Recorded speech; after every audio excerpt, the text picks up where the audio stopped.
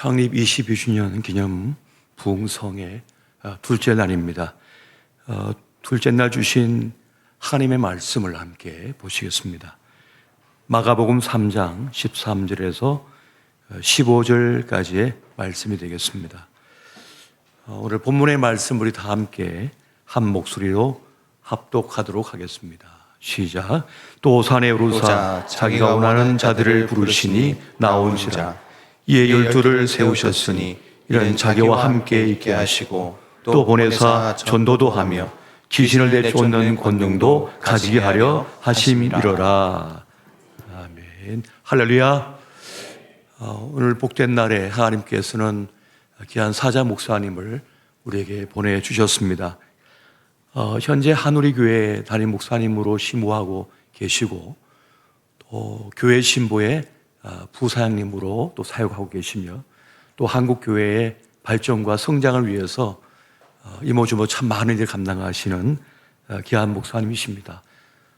이 시간 우리 목사님 나오실 때 우리 큰 박수로 모시겠습니다.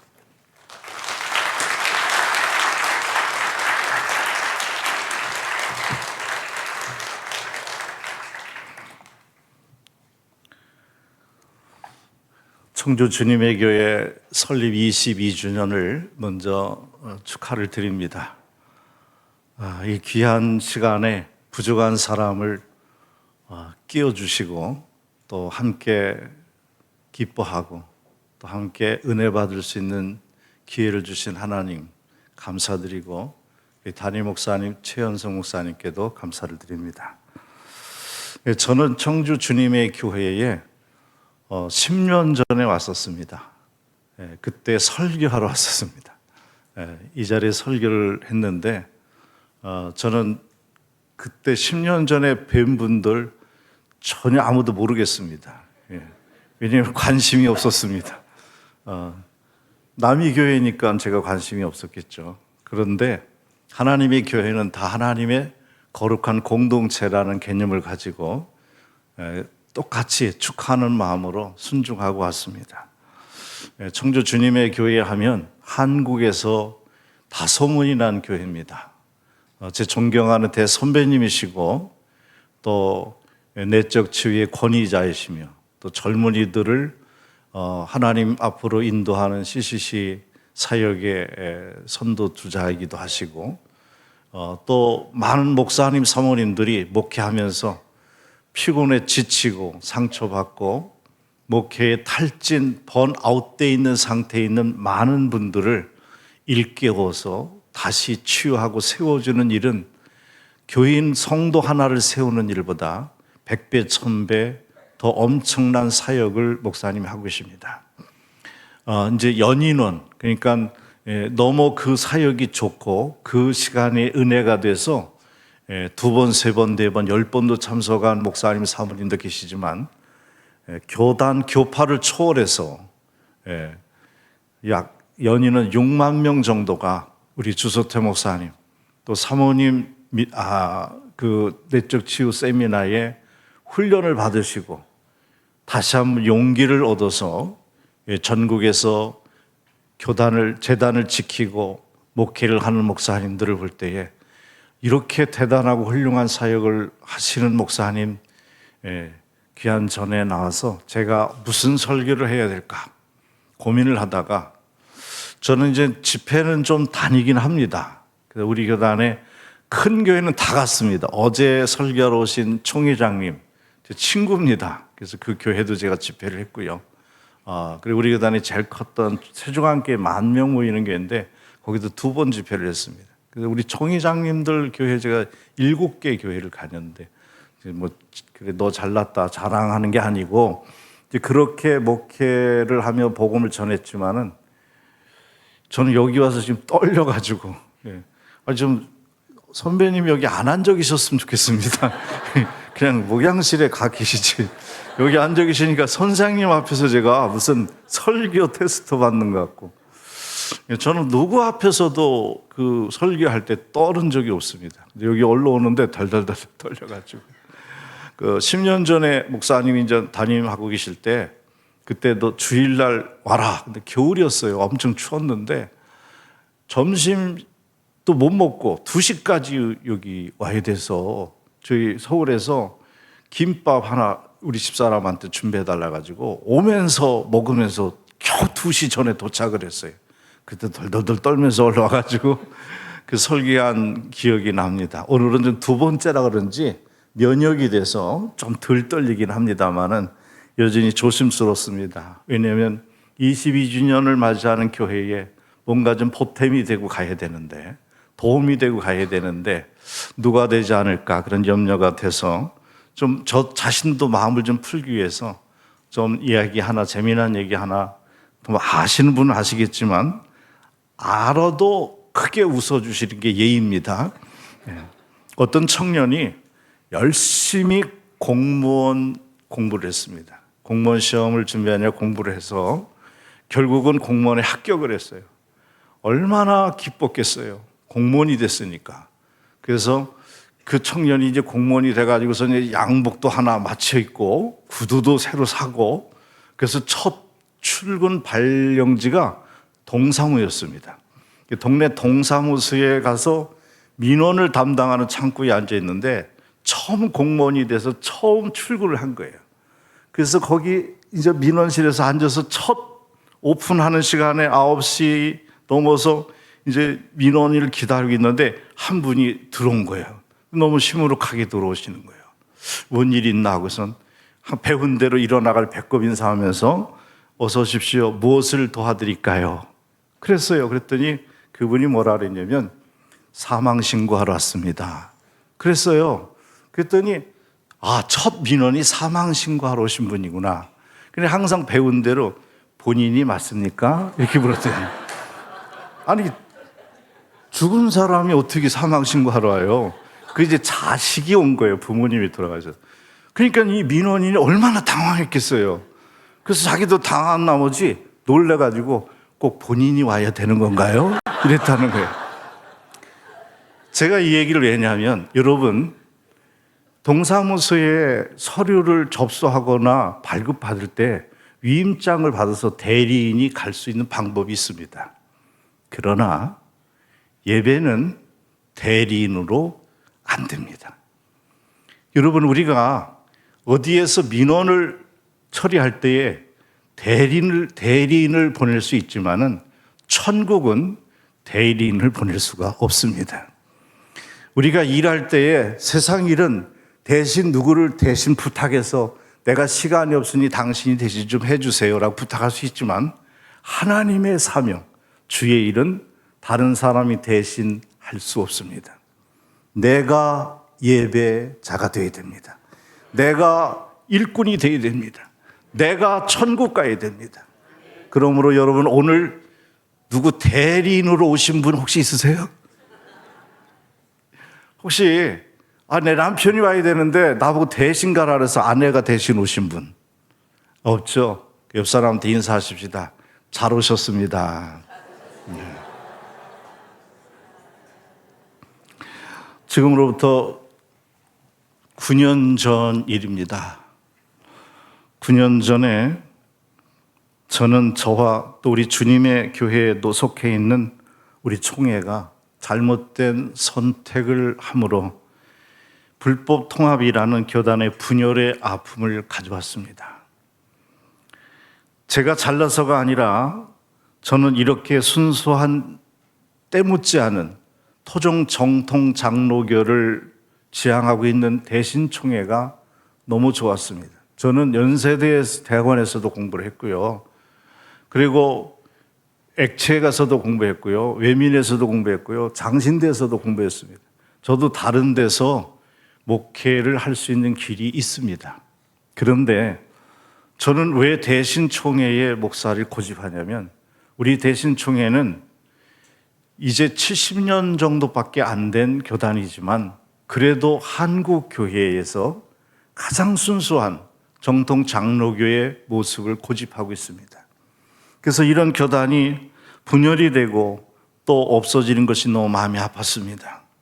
그래서 몇몇 목사님들과 함께 모여서 우리 교단을 우리끼리라도 지키자 하고 수호를 결심하고 지켜오는 가운데 너무너무 힘들었습니다. 잘못 선택하신 분들이 선택이 옳고 그름을 떠나서 교단의 분열이 너무 나는 마음이 아팠고, 그리고 우리 교단이, 나를 목사로 만든 우리 교단이 없어질 것 같아서 너무 두려웠습니다. 그러면서 교단을 수호하는데 정말 많은 협박도 받고요, 위협을 겪는데요, 견딜 수가 없었습니다. 매일 전화 통화에 배터리를 이제 재충전하면서, 그러면서 전화 통화를 해야 되고 사람을 매일 만나야 돼요. 제가 교단을 지킨다고 10만 킬로를 뛰어다녔습니다. 자동차로. 설명하러 다녀야 되고, 우리 교단 지켜야 됩니다. 교단은 교회입니다.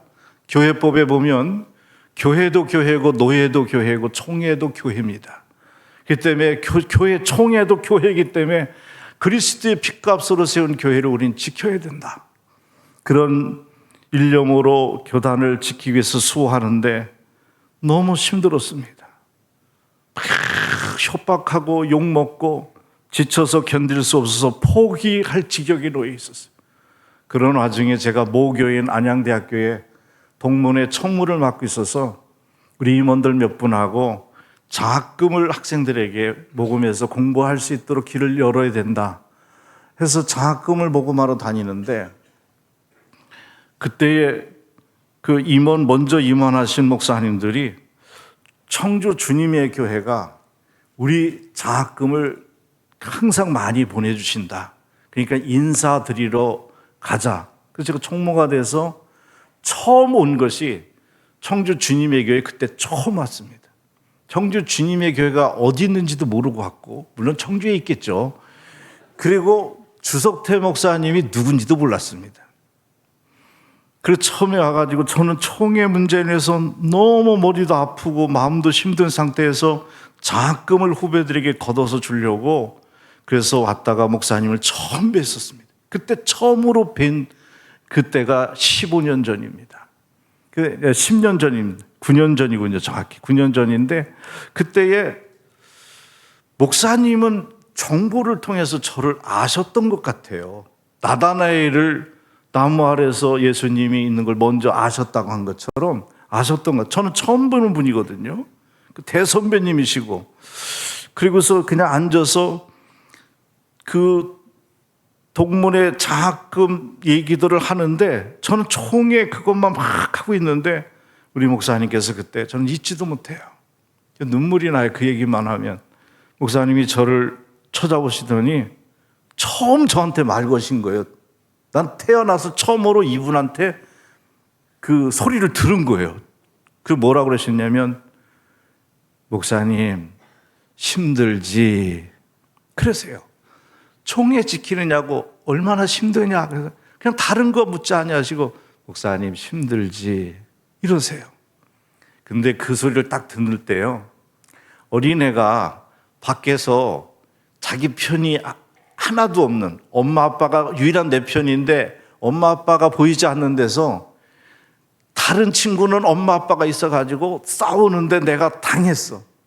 그 억울하고 푸는데 울지 못하고 그냥 입만 뿌죽뿌리고서 참고 있는데 그때 아빠가 딱 나타나갖고 영설아 힘들지? 할 때 으앙 울잖아요. 그 역성을 들어준다 그러거든요. 그런 기분이었어요. 너무나 그 소리가, 목사님 힘들지? 교단 지키냐고 힘들지? 그 한마디 해주시는데 제가 거기서 눈물을 쏟을 뻔했어요. 억지로 참고 나도 모르게 힘없는 말투로 네, 그랬어요. 그때 목사님이 들려줬던 얘기를 지금 저는 총회 전체에 있는 500명 놓고 교단을 우리 이렇게 지켜야 됩니다. 나는 처음 뵙는 우리 대선배님이라고 하시는 주소태 목사님 교회 갔다가 그 목사님한테 이런 얘기를 들었습니다 하고 제가 그 500명 목사님 앞에 제가 이 간증을 설명한 적이 있었어요. 그때에 목사님께서 목사님의 어머님 얘기를 해주셨습니다. 우리 어머니가 이제 병학하시고 가난하시고 그리고 많이 배우지도 못하셨는데 시무룩하게 계신 거야. 그 내가 어머니 왜 무슨 일 있으셨어요? 어디 아프세요? 했더니 아니야. 왜 그러세요? 했더니 주목사 나 속상해. 나는 학교 공부도 많이 못해서 속상해. 그때 목사님이 어머니 손을 잡아드리면서 어머니 예수님도 학교 안 다니셨어요. 예수님도 학교 안 다녔어? 그럼요. 예수님 학교도 안 다니도 온 인류를 구원하셨잖아요. 그런 얘기를 하시면서 임 목사 나는 이 세상에서 가장 존경하는 사람이 가장 존경하는 분이 누구냐고 물은다면 나는 우리 어머니라고 대답할 거야. 아무리 내 어머니가 병약하고 가난하고 배우지 못하셨고 지금 아무 힘이 없어도 나를 낳게 하셨고 나를 나되게 하신 분 어머니는 한 분밖에 없어. 임 목사 아무리 어머니가 연약하고 늙어도 엄마를 바꾸는 건 아니야. 절대 엄마를 버리는 건 아니야. 그런 폐륜이 돼서는 안 된다. 교단은 뭐냐? 나는 CCC에서 총무를 하면서 큰 교단에서 목사 한 수를 받을 수 있는 기회가 얼마든지 있었어. 근데 내가 왜 대신 총회에서 목사가 됐느냐? 내가 선택한 것이 아니라 하나님이 그렇게 하신 거야. 그러면 이 교단은 나의 어머니와 같은 곳이야. 교단이 어려운 위기에 놓여 있고 교단이 힘든 일이 생겼어도 교단을 버리면 안 돼. 교단을 지켜줘요. 이 얘기를 하신 거예요. 전 거기서 눈물이 나는데 꼭 참았어요. 그리고 인사를 드리고 정확히 200만 원 받아가지고 그래서 이제 각자 자동차를 타고 서울 올라가면서 제가 중부고속 타고 올라가는데 목사님이 하신 말씀 이 목사 힘들지 어머니를 바꾸는 건 아니야. 교단을 지켜. 그 소리가 또 생각나면서 저 진짜 하나님이 지금 살아계시잖아요. 거짓말 안 하고 운전대 잡고 엉엉 울었어요. 막 큰 소리 내면서 차 안에서 엉엉 울면서 눈물이 너무 나서 운전할 수 없어가지고 가변 차선에 잠깐 세우고 엉엉 울다가 집에 왔어요. 그리고서 제가 힘들 때마다 목사님이 격려해 주신 그 말씀이 가슴을 뜨겁게 했어요. 결국은 교단을 지켰고 법적으로도 다 성소하고 대신 총회가 다시 정상적으로 지금 회복이 됐어요. 그 일을 완성하기까지 뒤에서 기도해 주고 격려해 주신 존경하는 선배 목사님이 계셨기 때문입니다. 사랑하는 여러분, 우리 주님은 오늘 밤에도 이번 집회를 통해 말씀하십니다. 아무개 장로야, 힘들지. 사업하고 직장 다니면서 교회 섬겨야 되는데 내가 교인들의 본이 되어야 되는데 너무 지금 사업이 어려워, 경제가 어려워. 힘들지. 이 자리를 지키는 것, 이 사명 지키는 것 집사야 힘들지. 아무개 권사야 힘들지. 우리 주님이 그렇게 나를 알아주신다면요. 더 이상 바랄 게 뭐가 있겠습니까? 찬송가에 그런 장순도 있지 않습니까? 당신이 그 섬김이 하늘에서 별과 같이 빛나리. 주님이 기억하시면 족하리. 우리 주님이 내가 힘든 것 기억하세요. 주님이 나를 알아주세요.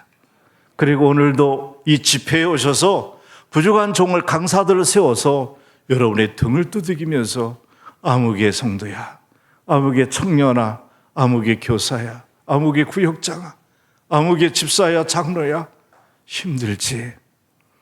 내가 안다. 그게 집회예요. 그게 부흥회예요. 그거를 느끼는 것, 그것을 발견하는 것, 그걸 깨달은 것, 그리고 그 주님의 품에 그냥 안겨서 우는 것. 그 울으면 되는 거예요. 울면 내 마음이 치유가 되는 거예요.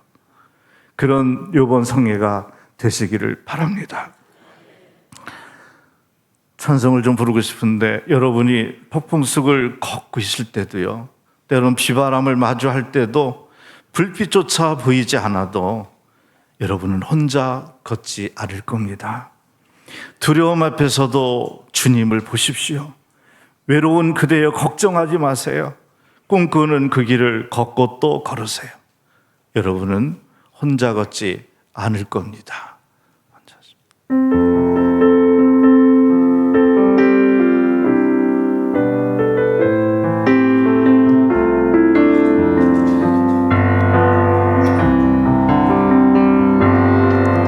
그대 폭풍 속을 걷고 있을 때 비바람을 마주해야 할 때 불빛조차 보이지 않아도 그대 혼자 걷지 않을 거예요. 두려움 앞에서 하늘을 보아요. 외로운 그대여 걱정 마요. 꿈꾸는 그 길을 또 걷고 걸어요. 그대 혼자 걷지 않을 거. 우리 반키 높여서 합니다. 그대 폭풍 속을 걷고 있을 때 비바람을 마주해야 할 때 불빛조차 보이지 않아도 그대 혼자 걷지 않을 거예요. 두려움 앞에서 하늘을 보아요. 외로운 그대여 걱정 마요. 꿈꾸는 그 길을 또 걷고 걸어요.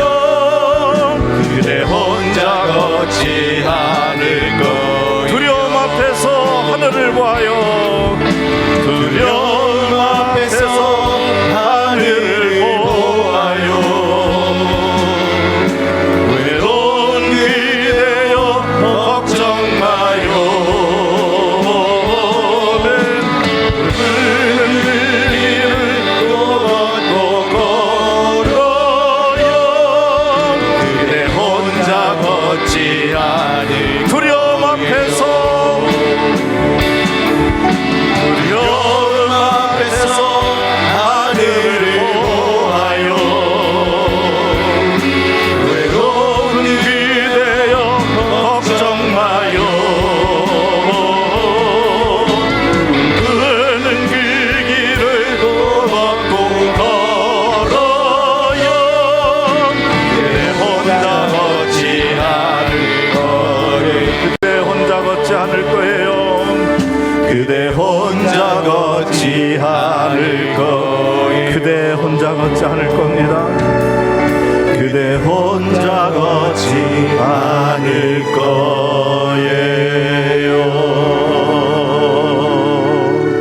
할렐루야. 사랑하는 여러분, 인생에 하나님이 여러분에게 놀라운 계획을 세워놓으셨습니다. 내 인생에 하나님께서 채워주시는 놀라운 계획을 이루게 하시려고 하나님은 여러분 모두에게 한 사람도 예외 없이 두 가지를 주셨어요. 하나는 사명이고 하나는 그 사명을 감당할 수 있는 은사를 주셨습니다. 이 사명을 붙들고 은사를 잘 활용하여 나를 일꾼으로 또는 직분자로 사명자로 세워주신 하나님께 여러분 근본 22주년을 맞이하면서 멋지게 다시 한번 일어서는 귀한 기회가 되기를 주의 이름으로 축원합니다. 오늘 말씀은 이번 성회의 주제에 맞춰서 한번 신약에서 잡아봤는데요. 주님이 우리를 부르시는 이유가 뭔가? 주님은 저와 여러분을 왜 부르셨는가? 그것을 발견하고 알면요, 여러분이 훨씬 더 주의 일을 잘할 수 있어요. 그것을 저는 예수님이 제자를 부르신 그 이유의 세 가지에서 찾았습니다. 첫째는 13절의 말씀에 보면 또 산에 오르사 자기가 원하는 자들을 부르시니 나온지라. 주님은 우리를 부를 때 누구를 부르고 어떻게 부르냐면 당신이 원하는 사람을 부르신대요. 그러니까 주님이 우리를 부르시는 이유는 우리를 원하셨다는 거예요. 저와 여러분을 원하셨대요. 실감이 안 나요? 에이, 나 같은 사람을, 내가 아무리 부족하고 모자라도요, 주님께서 여러분을 원하셨대요. 왜 여러분을 청주 주님의 교회에 부르셨느냐? 주님이 원하신 거래요. 주님은 우리가 필요해서 부른 것이 아니라 원해서 부르신 거예요. 보세요. 이 둘 차이는 큽니다. 우리를 부르신 것이 주님께서 필요해서 부르셨다면 부르심의 이유가 나에게 있습니다. 내가 필요자니까. 주님이 날 필요하대. 그러면 부르심의 이유가 내가 되는 거예요, 주체가. 근데 우리를 부르신 게 필요해서가 아니라 주님이 원해서 부르셨다면 나의 부르심의 이유가 주님께 있는 겁니다. 이 관계는 너무나도 극과 극입니다. 주님께서 제자를 부르실 때, 또 우리를 부르실 때에 사람들의 외적인 조건이나 스펙을 통해서 또 우리가 각자 열정적인 자원의 의사를 따라서 선택한 것이 아니라 주님의 권위와 뜻과 계획에 따라서 우리를 선택하여 부르신 겁니다. 그러므로 내가 청주 주님의 교회를 선택한 것이 아니라 주님이 여러분이 청주 주님의 교회의 일꾼이 되기를 원하셨다는 겁니다. 이것이 성경입니다. 이것을 우리는 사랑이라고 합니다. 왜 사랑이라고 하냐면 우리 주님이 구원 사역을 실력으로 하지 않았습니다. 여러분, 예수님은요, 오늘 본문에서 나와서 제자를 부르신 예수님은요, 창조주 하나님이시잖아요. 삼위일체 하나님 중에 창조주 하나님이시잖아요. 근데 이 창조주 하나님은 말씀만 하면 뭐든지 다 만들 수 있어요. 그런 실력 있는 주님이 그 실력을 가지고요, 너 천국 가, 최연석 너 목사 돼, 천국 가. 얼마나 쉬워요. 이게 주님의 실력이거든요. 주님은요, 창조주 하나님은 빛이 있으라 그러면 공하고 혼돈한 어둠이 있는 곳에서 빛이 나타나요. 주님이 말씀만 하면 새가 날아다니고 땅에 기는 짐승이 생기고 산천 초목이 생기고 바다에 물이 생기고 그리고 육지가 생기고 말씀만 하시면 다 돼요. 이 엄청난 우주를, 엄청난 이 땅을 주님은 일주일 만에 다 만드셨다고요. 창조주 하나님의 실력은 대단하십니다. 그런데 그 하나님이, 그 주님이 우리를 살릴 때 그런 실력을 쓰지 않고 어떻게 우리를 살렸냐? 사랑으로 살렸어요. 실력으로 한 게 아니라 사랑으로 했어요. 사랑을 하다 보니까 십자가를 진 거예요. 그 사랑으로, 실력으로 하면 자기를 책찍질하고 못을 박고 핍박하고 조롱하는 자들을 그냥 싹 쓸어버릴 수 있어요. 주님에는 그런 능력이 있어요.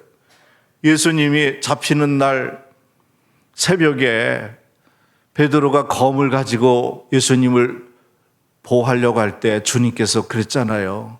내가 지금이라도 아버지께 요청하여 하늘에 있는 천군들을, 천군 천사를 불러서 저들을 멸할 능력이 없는 줄 아느냐.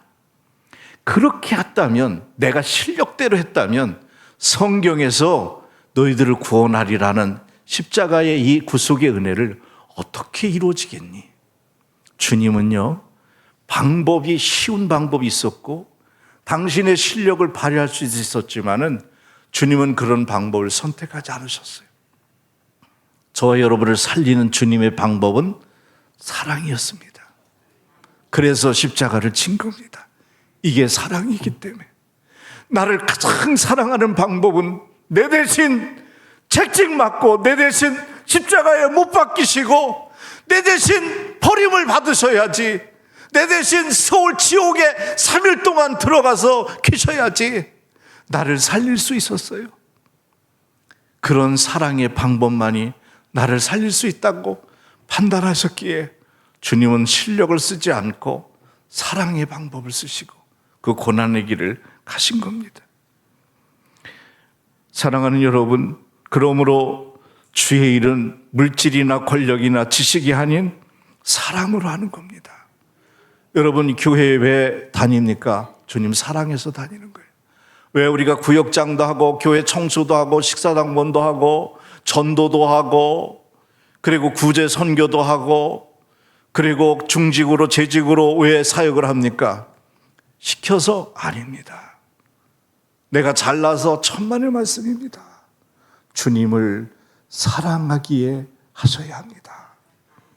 우리의 사명 감당하고 우리가 봉사하고 선교하고 섬기는 기준은 사랑이어야 됩니다. 다른 방법 다 필요 없습니다. 이 사랑 하나면 됩니다. 우리 주님이 우리를 구원할 때 방법은 딱 한 가지 쓰셨습니다. 사랑이었습니다. 그래서 하나님은 그러셨습니다. 하나님이 세상을 이처럼 사랑하사 독생자를 주셨으니 이는 저를 믿는 자마다 멸망치 않고 영생을 얻게 하려 하심이라. 사랑이었습니다. God is love. 하나님은 뭐다? 사랑이시라. 사랑이 아니면 성립이 안 되는 게 기독교입니다. 기준이 사랑입니다. 서로 좋아하는 연애하는 사이, 남녀가 연애를 하는데 궁금해서 물은 거예요. 또 확인도 하고 싶어서. 자기는 왜 나를 좋아해? 나를 왜 좋아해? 근데 거기에서 나는 네가 이뻐서 좋아. 나는 네가 공부를 잘해서 좋아. 난 네가 똑똑해서 좋아. 나는 네가 나를 밥을 잘 사서 좋아. 나는 우리 집사람이 연상의 여인인데 왜 우리 집사람하고 결혼했느냐? 밥 잘 사주는 누나였기 때문에. 제가 신학생 때 선배님 앞에 죄송합니다. 번데기 앞에 주름 잡는 것 같았어요. 제가 신학교 다닐 때요. 너무 배고파가지고요. 저녁 시간에 그 학교 밑에 그 구멍가가 있는데 거기서 라면을 끓여줘요. 라면 한 봉지 놓고 3명이 4명이 둘러앉아서 나무 젓갈 가지고 그 끓일 때까지 기다리고 있는 거예요. 그 한 젓갈 먹으려고 4시 젓갈 한 젓갈 먹으면 한 사람이 너무 많이 먹으면 그날은 그냥 가는 유다가 되는 거죠. 그러고서 라면을 먹는데 우리가 늘 아줌마한테 주문하는 게 있어요. 아줌마 국물 많이 넣어줘요. 왜? 국물이라도 마셔야 되니까. 배고팠던 시절에 저는 신학을 공부했습니다. 제가 젊어 보이잖아요. 제 큰아들이 40살이에요. 둘째 아들이 38이고요. 왜 놀라는 거예요? 제가 오늘 염색하고 왔어요. 하얀데 우리 선배님이 어제 설교 보니까 까마시더라고요. 그래서 이거 안 되겠다. 건방이 허연 놈이 서 있으면 안 되겠다. 어르신 앞에. 그래서 까맣게 하고 온 거예요. 그래서 제가 배고팠을 때 우리 집사람이 피아노 학원 원장이었는데 우리 교회가 전교인이 500명이었거든요. 합동측교회인데 아니 헌금을 11조를 4번째로 많이 드려요. 장로님이 6명인데 4번째로 많이 헌금을 11조를 돈을 많이 벌었어요. 야 대단하다. 전 돈 보고 간 건 아니고 피아노 반주자였어요. 전 지휘자였고 그래서 눈이 맞았어요. 매일 사인하다 보니까 찾아봐야 되잖아요. 근데 하나님 거기서도 불꽃을 튀게 하시더라고요. 그래서 했는데 정말 우리 가난한 신학생들 신당동 왕신이 떡볶집에서 데이트할 때 저는 레스토랑에서 돈가스 먹으면서 데이트했어요. 그러니까 주여 이게 하나님의 뜻입니다. 그러나 우리 집사람을 자꾸 누나인데 누나 하다가 그때 통행금지 있을 때 삼각산 기도원에 강제로 끌고 가가지고 폭행한 게 아니고요. 상상하지 마세요. 누나 지금부터 기도해. 무슨 기도? 나하고 결혼하는 게 하나님의 뜻이면은 하자고 기도해. 근데 우리 집사람이 믿음이 별로 없어요. 근데 무섭다 그러니까 기도해. 여기서 내 옆에서 할게. 놓고선 전 저쪽 떨어져서 기도하는데 통행금지 전에 버스 타야 되거든요. 그래서 가갖고 가자 그랬어요. 그랬더니 나 아무것도 안 왔는데 응답 안 왔는데 그런데 내가 응답 받았어. 내가 이미 받았으니까 누나는 안 해도 돼. 누나의 하나님이 내 하나님이고 내 하나님이 누나의 하나님. 그러니까 그 시간 낭비하지 맙시다. 그래고서 내려가 가지고 하나님이 뜻이라고. 그래고서 밥 잘 사주는 누나 드라마 있었잖아요. 그 촬영지가 저기 미금 분당의 구미동의 LG 트윈하우스 오피스텔인데 제가 거기 살았어요. 근데 거기 살다 이사 왔는데 제가 이사하고 나니까 그 드라마를 해가지고 야, 쟤도 밥 잘 사주는 누나하고 저렇게 사귀는구나. 옛날 생각이 나가지고 그 드라마 보면서 한참 웃은 적이 났었어요. 근데 보세요. 조건 때문에 결혼을 하고 조건 때문에 누구를 사랑하면 그 조건이 영원하지 않아요. 유통기간이 있어요. 그것이 사라지면 사랑이 식잖아요. 진짜 사랑은 어떤 거냐? 조건이 없어요. 그래서 자기는 왜 나를 좋아해? 그럼 이유가 있으면 안 되는 거예요. 이유를 냈다가는 큰일 나는 거예요. 그럴 때는 어떻게 하냐면 사랑하니까 좋아하지. 다른 이유는 없어. 그냥 사랑해서 좋아. 그러면 되는 거예요. 딴소리 하면 안 되는 거예요. 우리 주님이 우리를 감동시키고 우리를 꼬셨어요. 왜? 사랑으로. 다른 이유를 안 하세요. 아니, 나 같은 죄인이 어떻게 목사가 되고 우리같이 부족한 사람이 어떻게 천국 백성이 돼요? 우리가 무슨 자선 사업을 많이 했습니까? 불이웃 돕기를 남보다 많이 했습니까? 그런데 왜 우리가 하나님의 택한 선민이 되고 하나님의 귀한 백성이 됐어요? 주님께 물어보세요. 내가 왜 거기에 택했냐고. 주님은 100번 물어보면 똑같이 대답하십니다. 내가 너를 사랑하기 때문이다. 사랑하기 때문이다. 사랑하는 여러분, 우리 주님이 우리를 원하신 이유는 뭐 때문이다? 사랑하기 때문이다. 그래서 우리가 청주 주님에게 22주년을 역사적인 자리에 모여서 하나님께 이 시간에 예배를 드린 여러분, 주님이 여러분을 원하셨기 때문에 여기 앉아 계신 거예요. 그럼 왜 원하셨다고? 사랑하기 때문에. 설교가 쉽죠? 예. 오케이, 통과. 두 번째, 저는 빨리빨리 포옹하면 설교를 빨리 끝나요. 제가 여기 와가지고 인포메이션을 받았어요. 설교를 몇 분 해야 됩니까? 제가 다른 데 부흥회 가면 1시간 반, 2시간도 하는데 몇 분 하면 됩니까? 그랬더니 최현성 목사님 군인 출신이라 맥시멈은 30분입니다. 그러더라고요. 그래서 우리 교회에서도 나 45분 하는데 주일 낮 설교도. 그래서 부흥회역까지 왔는데 그래서 알았습니다 하는데 우리 원로 목사님이 1시간 이상은 해야죠. 그래서 갖고 얼마나 감사한지. 아유, 살았다. 그래서 근데 1시간까지는 못할 것 같고요. 어쨌든 두 번째입니다. 이 두 번째가 좀 많이 머물러지는 시간인데 두 번째는 14절에 나옵니다. 제가 성경 본문 강의하는 거예요. 두 번째는 이에 12를 세우셨으니 이는 보세요. 자기와 함께 있게 하시고 자기와 함께 있게 하시고 그러니까 주님이 우리를 부르신 이유는 함께 있고 싶으셔서 부르신대요. 할렐루야. 이게 얼마나 로맨틱한 말씀입니까? 주님이 나를 왜 부르셨어? 함께 있고 싶으셔서. 내가 잘나서 그런 줄 알았어. 함께 있고 싶어서 나를 부르셨대요. 사사기 6장 12절에 보면 기드온이라는 사람이 나와요. 그 사람은요, 기드온이라는 사람은 미디안 사람들이 그날 자꾸 이스라엘 침략할 때에 무서워가지고 숨어서 살다가 몰래 그 밀을 갖다가 타작마당에 포도즙 틀에다가 포도즙은 즙을 짜는 건데 정신이 없었던 거예요. 어떻게 먹고 살기는 해야 되겠고 굶지를 말아야 되니까. 그래서 포도즙 틀에다가 밀을 집어넣고 몰래 그 탈곡을 했어요. 그러면서 굉장히 소심했고 그리고 가난했고 그리고 두려움이 많았고 실력도 없었고 보잘것없는 사람인데 그러는 기드온에게 하나님의 여호와의 사자가 나타나서 뭐라고 하냐면 큰 용사여 여호와께서 너와 함께 계시도다 이렇게 말씀해요. 그 기드온이 깜짝 놀랐죠. 아니 나같이 쫌뺑이가 옹졸하고 비겁하고 두려움도 많았던 무서움도 많았던 나를 향하여서 하나님의 사자가 나타나서 큰 용사래 나보고. 큰 용사래.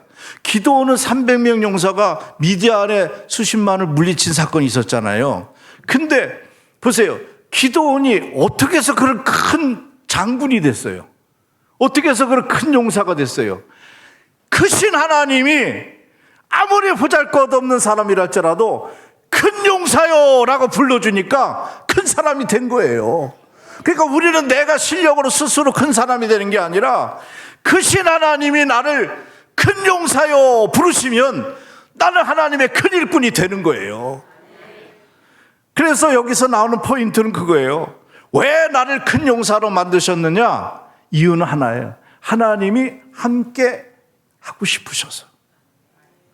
여호와께서 너와 함께 계시도다.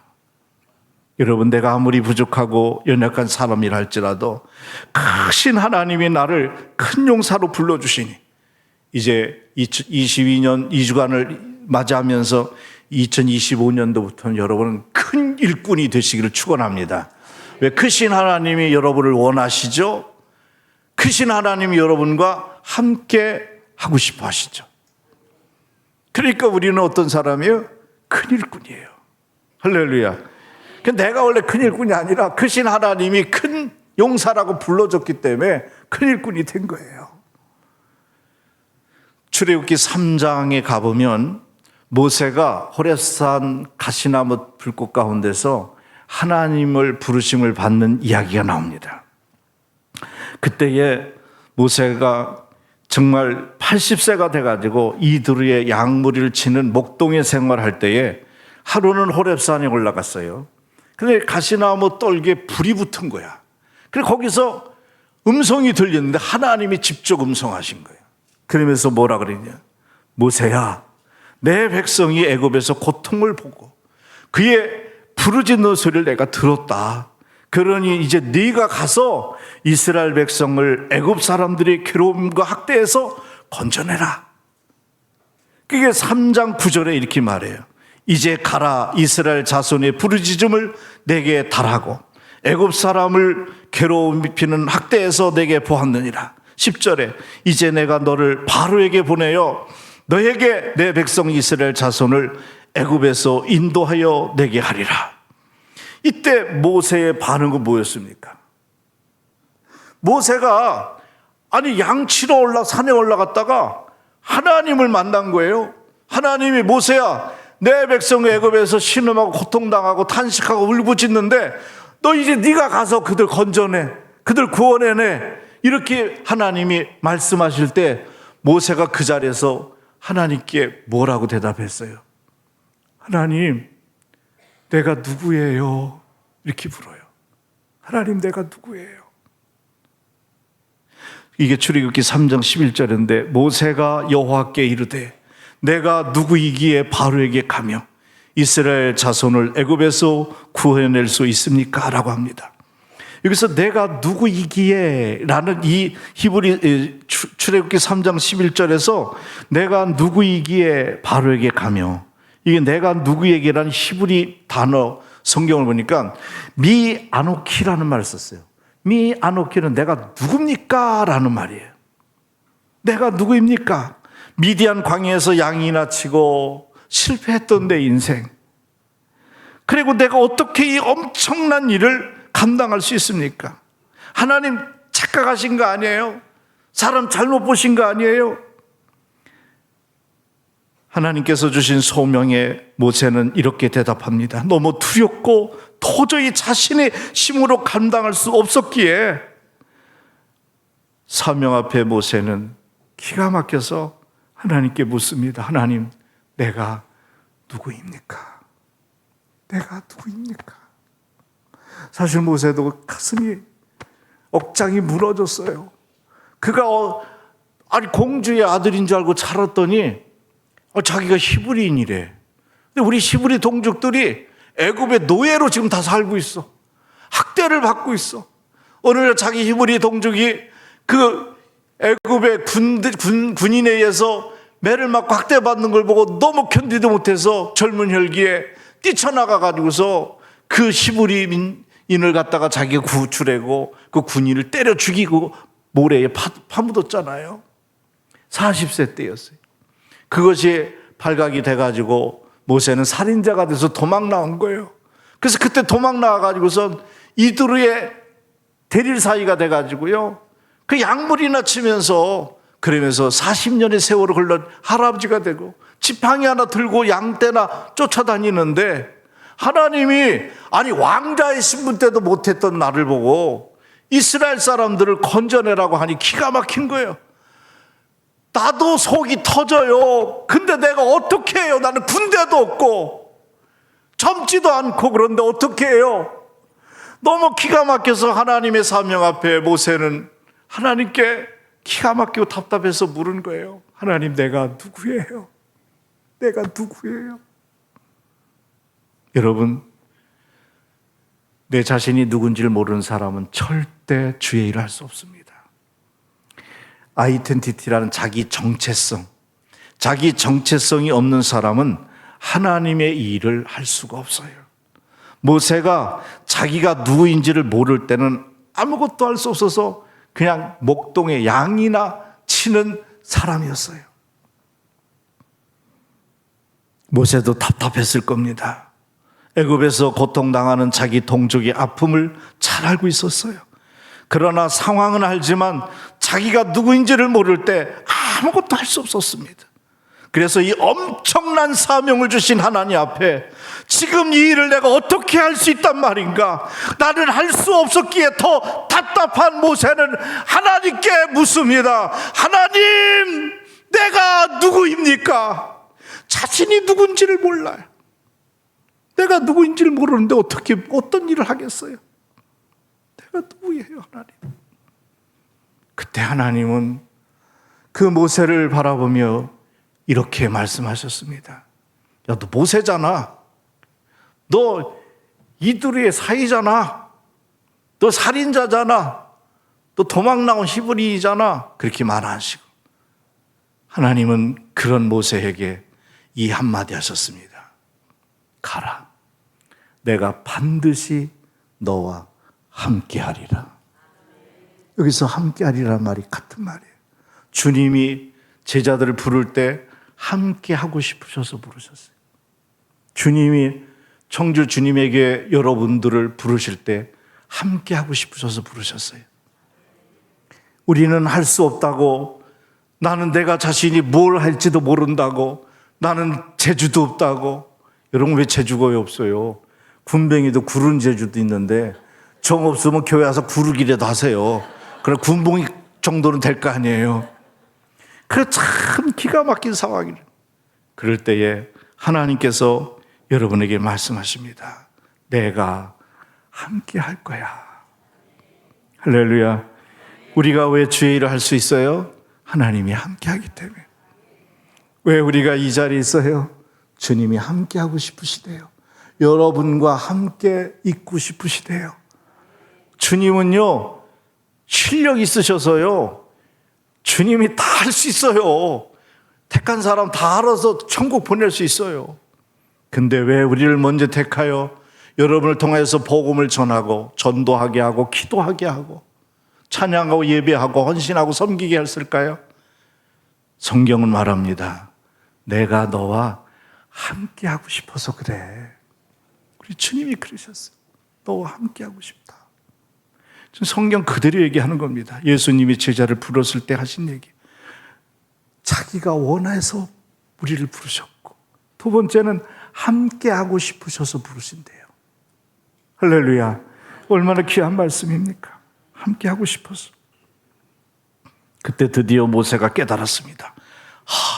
나는 목동이 아니라, 나는 대릴 사이에 처갓집에 얹혀 사는 인생이 아니라 하나님이 함께하는 사람이구나. 그걸 깨달은 거예요. 난 하나님이 함께하는 사람이구나. 그래서 하나님이 함께하는 사람이란 자기 정체성을 확고하게 찾았을 때에 그 할아버지가 지팡이 하나 들고 세계 최고의 강국인 군사를 가지고 바로 왕 앞에 가서 맞짱 뜨잖아요. 10가지 재앙을 일으켜서 이스라엘 백성들을 하나님의 명령대로 건져내시잖아요. 하나님이 함께 하시니까. 사랑하는 여러분, 근데 여기서 우리가 중요한 것을 깨달아야 돼요. 여기서 함께 한다는 말 있잖아요. 내가 너와 함께 하리라. 너와 함께하리라. 내가 너와 함께하리라는 말은 히브리어 말로 보니까요, 에이에 이마라는 말이에요.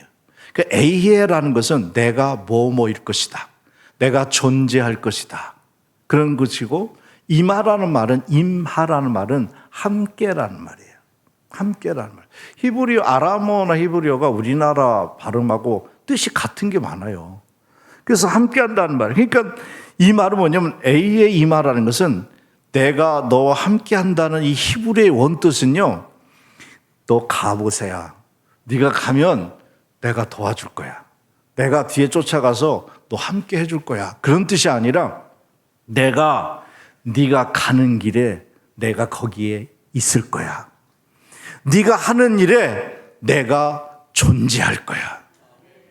바로 왕 앞에 너 있는 게 아니라 내가 바로 앞에 있을 거야. 그 얘기예요. 홍해를 가를 때에 내가 그 홍해를 가를 거야. 이게 에이의 이마라는 히브리의 뜻이에요. 그러니까 하나님께서 모세에게 내가 반드시 너와 함께하리라 하는 것은 내가 너의 존재가 될 거야. 네가 하는 일을 내가 너를 통해서 이룰 거야. 이런 뜻이에요. 그러니까 하나님은요, 우리를 돕는 하나님이 아니라 우리를 통해서 일을 이루어 가시는 하나님이라는 거예요. 이게 주님께서 왜 우리를 부르셨느냐? 함께 하고 싶으셔서라는 그 의미가 히브리어에 가서 가보면 그런 중요한 의미가 있어요. 사랑하는 여러분, 여러분은 누구입니까? 배웠죠? 다 같이 따라서 합시다. 나는 하나님이 함께하는 사람입니다. 우리 옆 사람한테 잘난 척하면서 해도 괜찮아요. 옆 사람한테 이래, 나는 하나님이 함께하는 사람입니다. 시작. 나는 하나님이 함께하는 사람입니다. 좀 거만하게 했어도 봐주세요. 오늘 밤에는 하나님이 함께하는 사람이니까. 할렐루야. 하나님이 함께, 이런 귀한 뜻이 우리에게 있어요. 오늘도 하나님께서 위대한 부르심 앞에 서 있는 여러분, 반드시 함께 하신다는 사실을 믿으시기 바랍니다. 그래서 마태복음의 28장 18절 20절에 보면, 제가 읽어드릴게요. 예수께서 나와 말씀하여 이르시되 하늘과 땅의 모든 권세를 내게 주셨으니 그러므로 너희는 가서 모든 족속으로 제자를 삼아 아버지와 아들과 성령의 이름으로 세례를 주고 내가 분반 모든 것을 가르쳐 지키게 하라. 볼지어다 내가 세상 끝날까지 너희 어떻게 한다? 항상 함께 있으리라. 할렐루야. 함께 있으리라. 왜 여러분에게 함께 있겠다고 했어요? 전도하는 사람에게 하나님 함께 한다 그랬잖아요. 그럼 여러분을 하나님 왜 부르신 거예요? 전도자로 복음 전하라고. 내년 2025년도는 전도 대상자를 품으세요.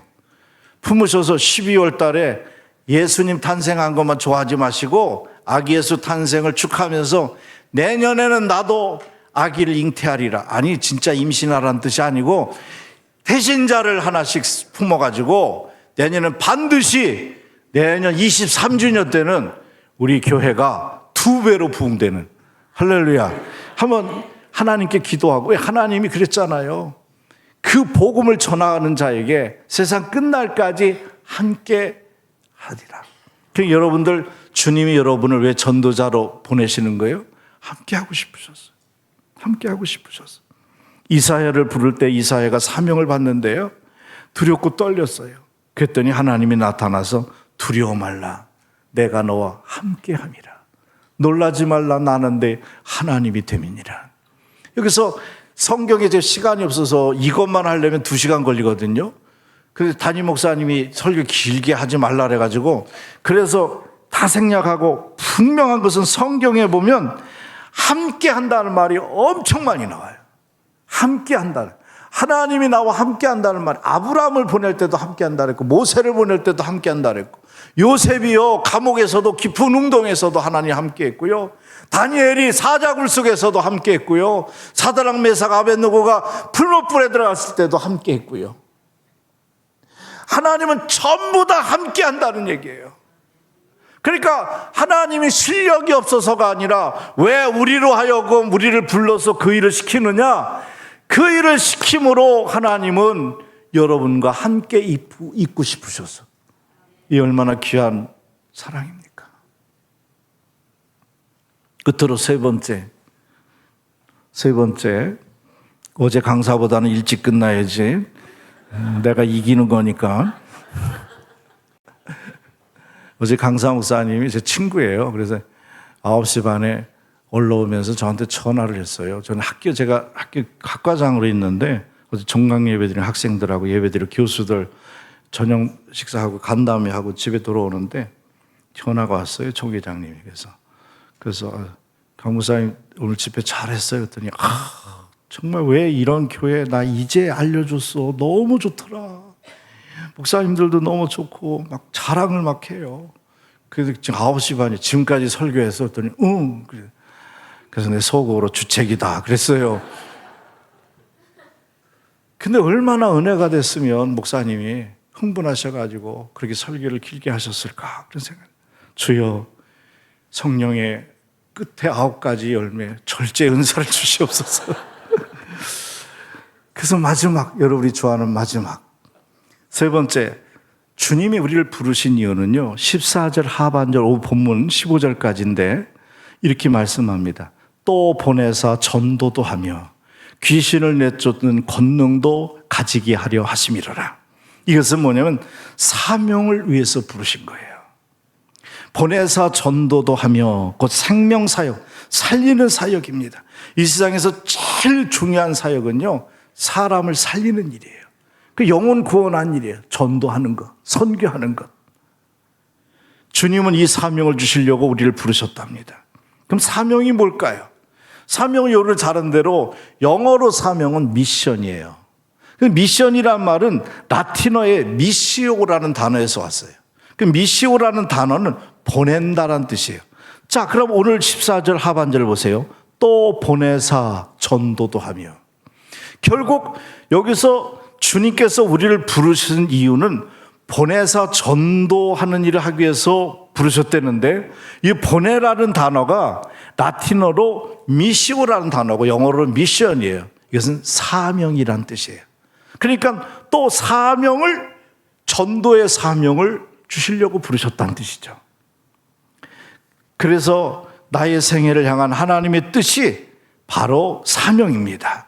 사명은 나를 보내신 하나님의 위대한 목적입니다. 우리가 원하고 꿈꾸는 이상과 비전이 아니라 나를 향하신 하나님의 거룩한 소원, 이게 사명입니다.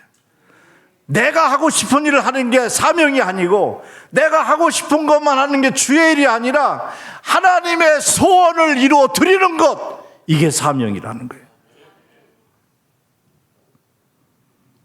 따라서 우리는 하나님께서 주신 사명을 발견하며 그 사명을 이루기 위해 살아야 합니다. 사람이 가장 위대한 순간이 언제인 줄 아세요? 뭔가를 이룰 때가 아니라 자기 사명을 발견한 순간이에요. 그래서 칼 히틀이라는 사람은요, 잠 못 이루는 밤을 위하라는 책을 썼는데 그 책 안에 이런 문구가 있어요. 행복의 원천은 무엇이냐라는 말을 쓸 때 그 칼 히틀은 이런 말을 했어요. 행복의 원천은 인생에서 가장 행복한 날은 자신에게 주어진 사명을 발견하는 날이다. 이번 집회를 통해서 여러분의 사명을 발견함으로 22주년을 맞이한 여러분 가장 행복한 사람 되시기를 축복합니다. 철학자 키에르케고르는요 22살 때 일기를 썼어요. 22살 때 일기 썼는데 키에르케고르가 이런 일기장에 이런 글이 있어요. 온 세계가 무너진다 해도 내가 꽉 붙잡고 놓을 수 없는 이념, 내가 그것을 위하여 살고 그것을 위해 죽을 수 있는 사명을 나는 찾아야 한다. 여러분이 그것을 위해 죽고 살 수 있는, 그래서 그것을 도저히 나는 붙잡고 놓을 수 없는 그 이념, 그런 사명을 찾으셔야 돼요. 그게 교회의 사명이에요. 예수님이 이 땅에 오셨다가 십자가에 죽고 부활하셔서 가셨어요. 주님은 이 땅에 더 이상 보이지 않아요. 영인 성령을 우리에게 보내셨지만 눈으로 보이는 주님이 보이지 않아요. 근데 주님께서 보이는 당신의 형체를 이 땅에 남겨놨어요. 그게 바로 교회예요. 그래서 교회는 그리스도의 몸이라고 한 거예요. 여러분은 지체이고요. 이 교회를 향하여서 여러분의 사명을 찾을 수 있다면, 여러분 먹고 사는 문제는 하나님께서 그랬잖아요. 이보다 더하여 주리라. 네가 원하는 거, 네가 계획했던 거, 네가 생각했던 것보다 더 주리라. 아인슈타인은 이런 말했습니다. 성공하는 인간이 되기보다 가치 있는 인간이 되기 위해서 우리는 사명을 깨달아야 한다. 사람은 사명으로 사는 겁니다. 여러분, 어제도 장례식장에 갔다 왔는데 요즘에는 일찍 죽는 사람도 있고 늦게 죽는 사람도 있잖아요. 올 때는 순서가 있어요. 주민등록부 보면. 근데 갈 때는 순서가 없어요. 그냥 아무나 먼저 가요. 근데 저는 꼭 얘기합니다.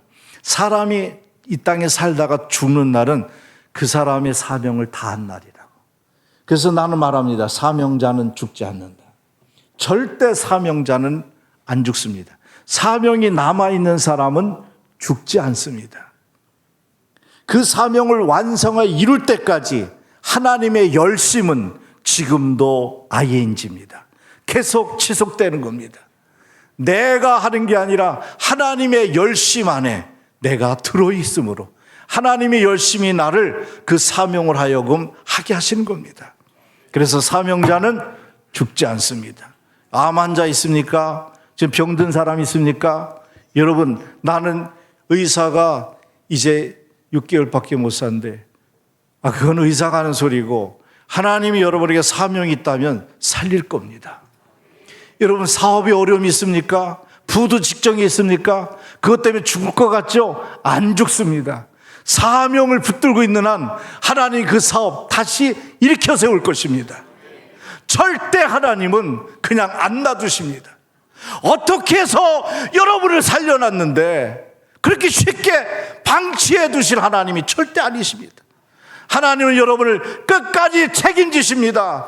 나보다도 나를 더 잘 아시는 하나님이 반드시 여러분을 사명자로 세우신 한 그 사명을 다할 때까지 여러분을 살릴 것입니다. 그러므로 내가 아직 살아있다는 것은요, 사명이 있다는 거예요. 그러니 여러분, 호흡하고 살아계시는 한 일하세요. 주의 일 하세요. 뭐든지 하세요. 목사님, 제가 뭐 할까요? 뭐든지 하세요. 사명자는 놀면 안 돼요. 놀면 안 돼요. 이렇게 사명이 중요하기에 주님은 우리에게 그 사명을 잘 감당하라고 권능까지 주셨습니다. 그래서 마지막 15절에 보면 귀신을 내쫓는 권능도 가지게 하려 하심이로라. 권능도, 귀신을 내쫓는 권능까지 같이 주셨대요. 그 사명 잘 감당하라고.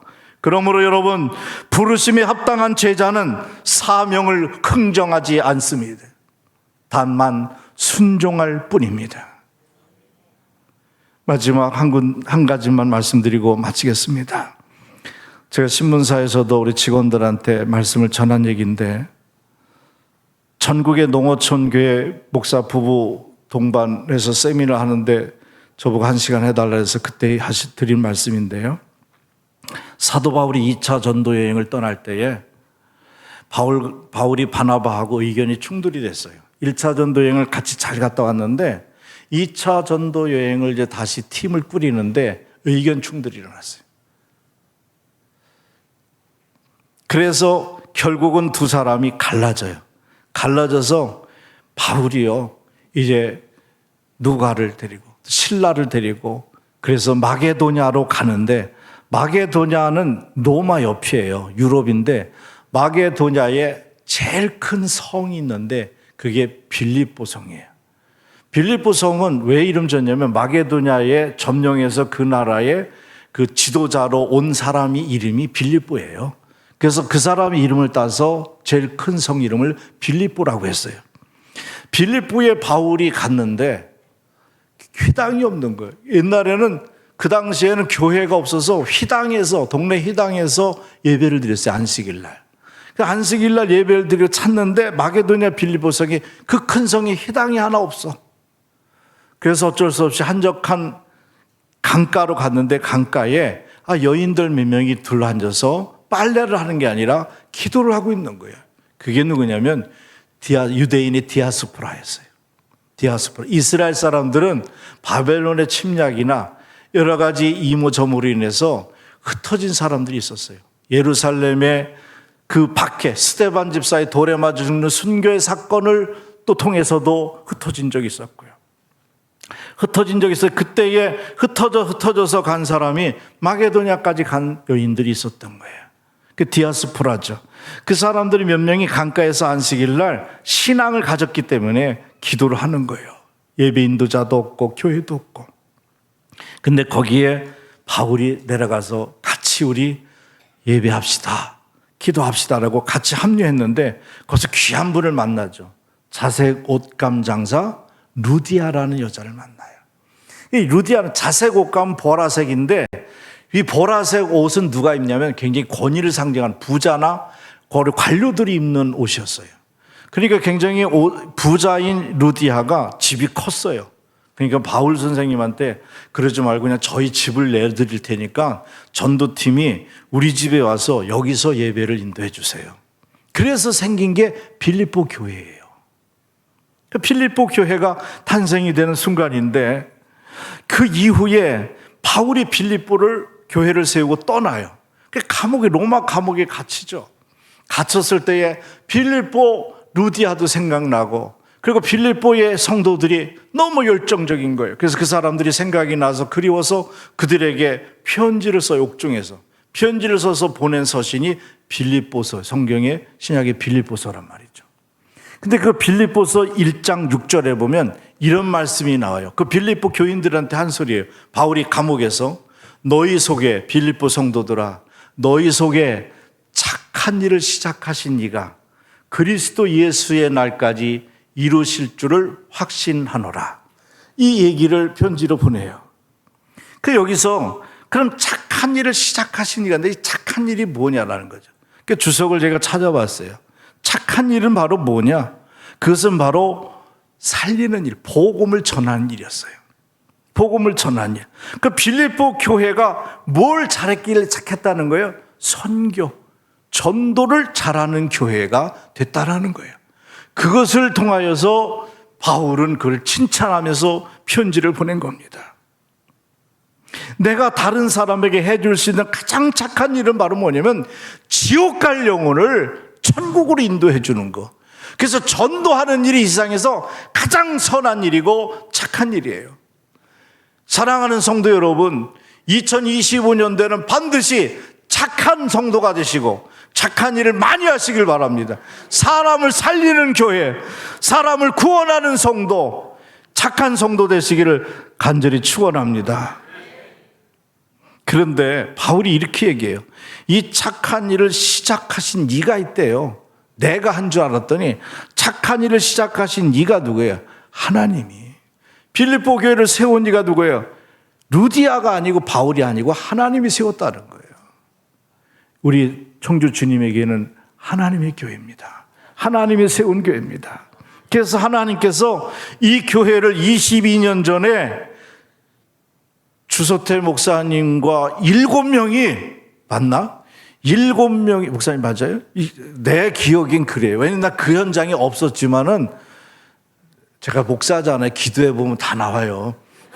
7분이 여기에 와서 이거를 기도한 거예요. 이 자리에서 이게 방치돼 있어 갖고 스님들이 이거를 사서 이렇게 절간 만들려고 기웃거릴 때 목사님이 하나님의 성전이 절간이 돼서는 안 된다고, 교인도 몇 명 없잖아요. 7명이 와가지고 이걸 어떻게 다 사요. 근데 이분이 대단한 분이에요. 무슨 백장이 좋으시니 난 정말 친들배도 못 감당하겠어요. 그래가지고 그때 와서 이거 기도하시고 물이 철렁철렁 막 있고 비세고 이거 사가지고 하나님의 교회 여기서 예배드리고 여기서 영혼을 구원하겠습니다 해서 오늘날의 이 교회가 된 거예요. 22년 전에 있었던 사건. 그래, 내가 왜냐면 주소태 목사님 존경해가지고 목사님의 자서전을 제가 봤거든요. 그런 내용이 나와요. 아마 맞을 거예요. 안 맞으면 목사님이 잘못 쓴 거예요. 내가 분명히 그렇게 읽었으니까. 7명이 여기 와서 무릎 꿇고 이 젖은 바닥에서 하나님 이거 하나님의 예배 처소가 되게 해달라고 여기에 이 청주의 영혼들을 구원하게 해달라고. 그래서 시작해서 오늘 여기까지 온 거잖아요. 대단한 게 여러분, 이 엄청난 역사의 현장에 여러분이 있어요. 왜? 주님이 원하셔서. 왜? 하나님이 함께하고 싶으셨어요. 왜? 하나님이 여러분에게 복음 전하는 사명자가 되게 하려고. 이것을 바울은 뭐라 그래요? 착한 일이라고 그래요. 착한 일. 하나님 여러분이 섬기는 청주 주님의 교회 안에 이 지역에 이 현장에 그 착한 일을 하게 하셨으니 이제는 우리는 뭐 해야 된다. 내년은 어떻게든지 전도하자. 전도하자. 한국의 교회가 많이 지금 사장됐습니다. 6만 교회 중에서 코로나 3년 동안에 만 교회가, 저는 저 연합사 신문사에 언론사도 있지만은 총회 교계에 관계된 일도 제가 많이 연루되어 있기 때문에 너무 잘 알잖아요. 한국 교회 총연합회 통계예요. 3년 동안 교회가 만 교회가 문을 닫았어요. 유지를 못, 교인들이 안 오니까. 왜? 코로나 때문에 예배 못 드리고 20명만 예배 드리니까 헌금도 안 나오지, 임대료 못 나지. 그러니까 교회 개척교회 상가교회들 문 닫고 목사님들 다 그냥 공장 가시고 아무것도 택시, 개인 택시 기사 되고 만 교회가 문을 닫았어요. 6만 개에서 5만 개로 줄었어요. 교인이 30%가 줄었어요. 30%가. 근데 여러분 걱정하지 마세요. 왜? 죽어가는 교회를 살리는 청주 주님의 교회가 있잖아요. 지쳐서 아웃된 목사들을 치유해서 살리는 매직 치유센터가 있잖아요. 그렇기 때문에 한국교회는 소망이 있다고 저는 믿어요. 할렐루야. 여러분들 그래서 후원하셔야 돼요. 계속 중보하며 기도해야 돼요. 이게 한국교회를 살리는 일이고 하나님이 원하는 일입니다. 그러므로 지금 여러분이 맡아 수고하고 헌신하고 섬기며 충성하는 여러분, 절대 중요한 일이 있어요. 여기서 마지막 구절에 뭐라 그러냐면 그리스도 예수의 날까지 이루실 줄 확신하노라. 그리스도 예수의 날은 주님이 재림의 날까지, 내 종말의 날까지. 개인의 종말은 죽을 때고 예수님의 세상 종말은 예수님 재림 때인데 그리스도의 날까지 이루실 줄을 확신하노라. 그러니 여러분이 지금 수고하고 헌신하고 섬기고 충성하는 모든 직분은 여러분 마음대로 멈추면 안 돼요. 바울을 통해서 우리에게 주신 말씀 바로 뭐예요? 그리스도의 날까지 이루래요. 하나님께서 그리스도의 날까지 이루어 가신대요. 그러니 내 마음대로 주의 일을 그만두면 돼요, 안 돼요? 안 되죠. 하나님이 그때까지 이루어 가시는 일인데 여러분 거기에 동참하셔서 계속 멈추지 않고 진행형으로 그 일을 하심으로 착한 여러분이 되시길 바랍니다. 나는 오늘 설교를 마치면서 여러분을 축복합니다. 착한 여러분, 정말 착한 여러분 축복합니다. 오늘 모인 여러분 다 착한 분들입니다. 아멘. 아닌 분은 일어나 보세요. 그냥 다 앉았으니까 동의한 겁니다. 여러분 다 착한 분이십니다. 자, 이제 오늘 말씀을 복습할까요? 주님이 우리를 왜 부르셨을까? 첫째, 13절 원하셔서, 나를 원하셔서. 주님이 우리를 왜 부르셨을까? 14절 함께하고 싶으셔서. 주님이 왜 우리를 부르셨을까? 15절 사명 감당하라고. 그러니 여러분은 청주 주님의 교회로 부르신 하나님의 후회하신 적이 한 번도 없으시대요. 여러분을 청주 주님의 교회로 부르시고 직분자를 일꾼으로 세우시고 하나님은 한 번도 후회한 적이 없으시대요. 그리고 청주 주님의 교회를 일꾼으로 부르신 주님은 결코 실수가 아니시래요. 이 정도 되면 빨리 완주해야지. 나 지금 멘트하고 있는데.